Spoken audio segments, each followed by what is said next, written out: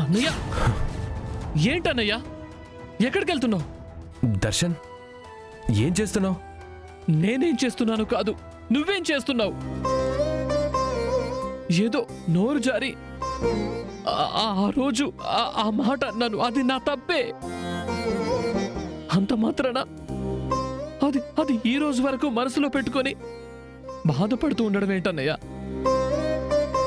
తమ్ముణ్ణి కదా, చిన్నప్పుడు ఇలాంటి చెత్త డర్టీ మాటలు ఎన్ని అనేవాడిని అన్నయ్య. అప్పుడు అలా మాట్లాడకూడదని బుజ్జగించి మరీ చెప్పేవాడివి. మరి ఇప్పుడేమైంది? ఎందుకన్నయ్య నా మాటల్ని అంత సీరియస్గా తీసుకుంటున్నావు?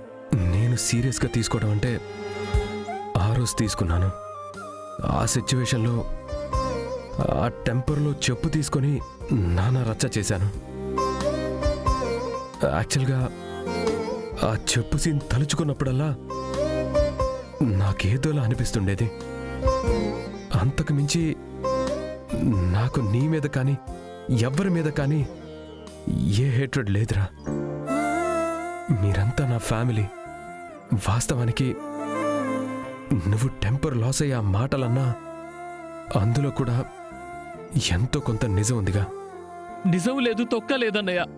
ఆ వేళ దామిని చేసిన రచ్చ మూలంగా అమ్మని తప్పుగా మాట్లాడిందని నేను బుర్ర లేకుండా నోరు జారాను, అంతేగాని నువ్వన్నా పెద్దమ్మ పెద్దనాన్న అన్నా నాకు చాలా ఇష్టం అన్నయ్య. ప్లీజ్ అన్నయ్య, ఆవేశాన్ని కాస్త కంట్రోల్ చేసుకో. నువ్వెక్కడికి వెళ్ళొద్దు, నువ్వెక్కడికి వెళ్ళొద్దు.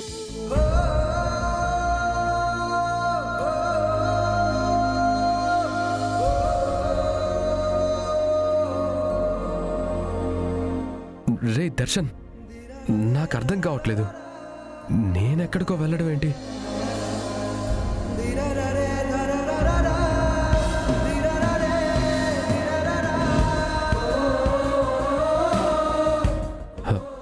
రే దర్శన్, నేనెక్కడికి వెళ్తానురా? అయినా మీ అందరి ప్రేమను విడిచి నేనెక్కడికి వెళ్ళగలను? శాశ్వతంగా దూరం అవ్వాల్సిన నన్ను ఇవాళ మీరందరూ కలిసి ఇలా ప్రాణాలతో క్షేమంగా ఇంటికి తీసుకొచ్చారు. ఎంత అదృష్టం ఉంటే దేవుడు నాకు మళ్ళీ పునర్జన్మని ప్రసాదించుంటాడు. ఈ అదృష్టాన్ని ఎప్పటికీ జార విడుచుకోను. ప్రామిస్ రా, ప్రామిస్.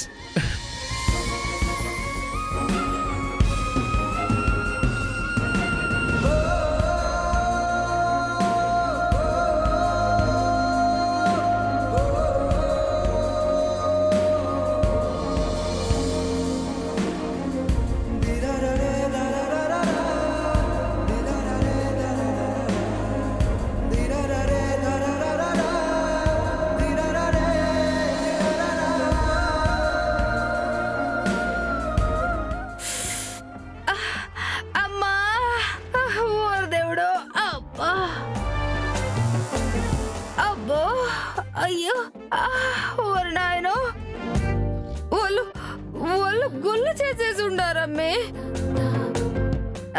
కొట్టి కొట్టి పాపం అలసిపోయి ఉండారనుకుంటా.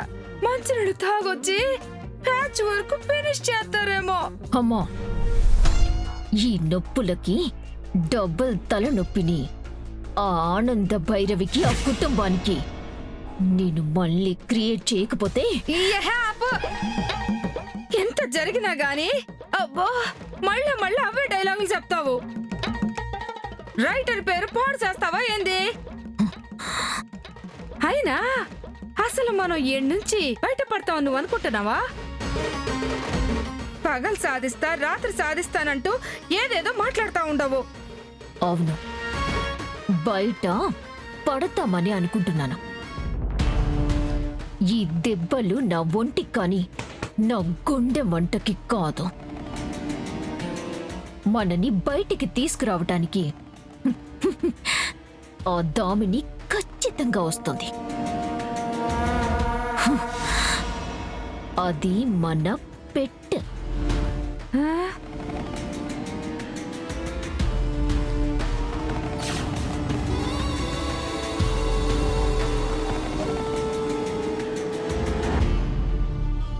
అదిగోమా నేను చెప్పాను కదా దామిని వస్తుంది చూడు.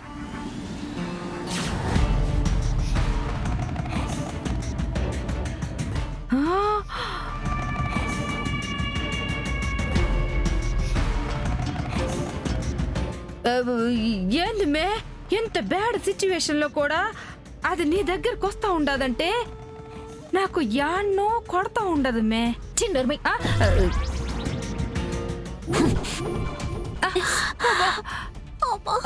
దామిని రా దామిని, నీకోసమే ఎదురు చూస్తున్నాము. మమ్మల్ని త్వరగా విడిపించు దామిని. వాళ్ళకి కావాలంటే ఎంత అడిగితే అంత లక్ష్యమివ్వు, మనం తర్వాత చూసుకుందాం. ఇదిగో ఎస్ఐ గారు, మా దామిని వచ్చింది. ఎంతకో అంత బేరం తెగ్గొట్టండి. వెళ్ళు దామిని వెళ్ళు. ఆపుతావా?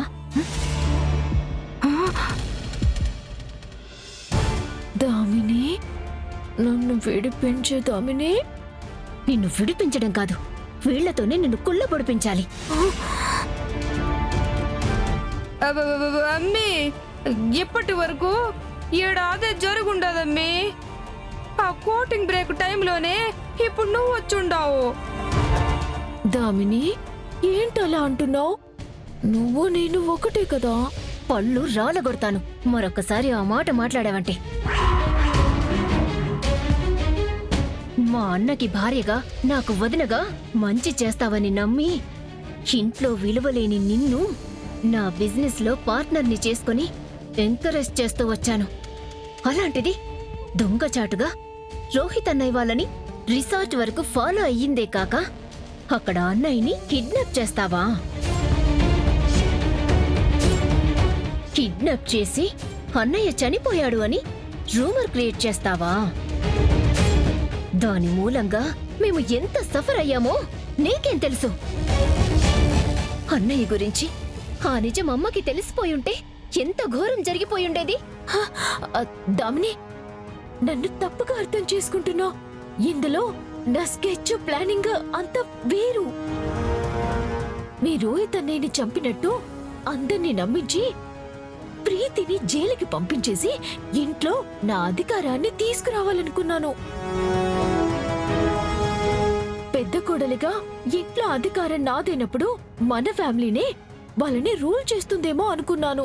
అవసరమైతే ఇంటిని 2 ముక్కలుగా కూడా చేసేటం చాలా సులువవుతుంది కదా. అందుకనే దామిని, రిస్క్ అయినా పర్వాలేదని నేనిలా చేశాను. కవర్ చేసింది చాలు, ఆపింకా. నీ గురించి ముందు నుంచి నెగిటివ్ గా ఇంట్లో వాళ్ళందరూ అనుకుంటూ ఉంటే అందరూ నిన్ను ఒక్కదాన్ని చేసేశారు అని చిన్న చూపు చూస్తున్నారేమో అని భ్రమపడ్డాను.